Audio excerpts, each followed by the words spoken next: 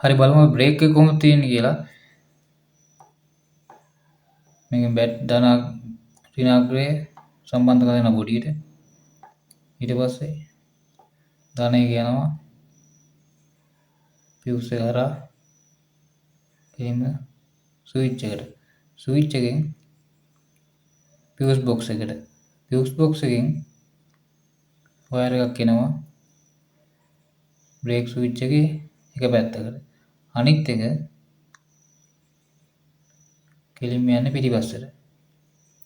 මේකේ ලොකු සංකීර්ණ දෙයක් නෑ මේ බ්‍රේක් ලයින් එකේ. ඒතර ගන්නවා මේ චිත්ත අඳින්න බෑ මට.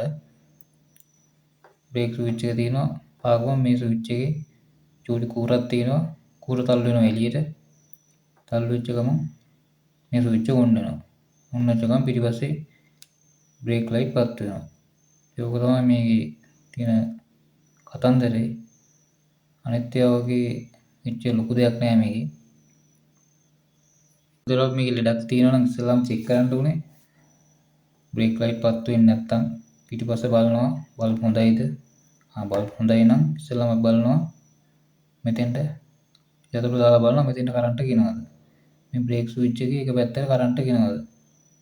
ආවේ නැත්නම් අනිවාර්යෙන් ෆියුස් බොක්ස් එක චෙක් කරන්න ඕනේ. ඒකේ අනිවාර්යෙන් ෆියුස් එකක්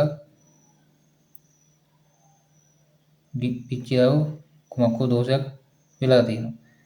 එතකොට මෙතෙන්ට කරන්ට් එකත් ඇවිල්ලා මෙතෙන්ට කරන්ට් ගෙනවා. නමුත් බ්‍රේක් ලයිට් පත් වෙන්නේ නැත්නම් අනිවාර්යෙන් මේ ස්විච් එක සවුත් වෙලා. ඒතර කරන්ට් තියෙන අපිට බලන්න පුළුවන් මේ දෙක මෙතන තියෙන ක්ලිප් එකක් සොකට් එකක් තියෙනවා. ඒකට වයර් එකක් ගහලා බලන්න පුළුවන් පිටිපස්ස පත් වෙනවද කියලා. එතකොට මේ පත් වෙනවා නම් මේ අනිවාර්යෙන් මේ ස්විච් එක මාරු කරන්න ඕනේ.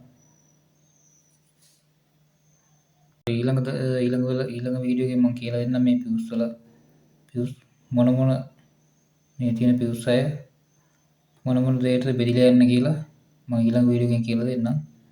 හරි. බොහොම ස්තුතියි.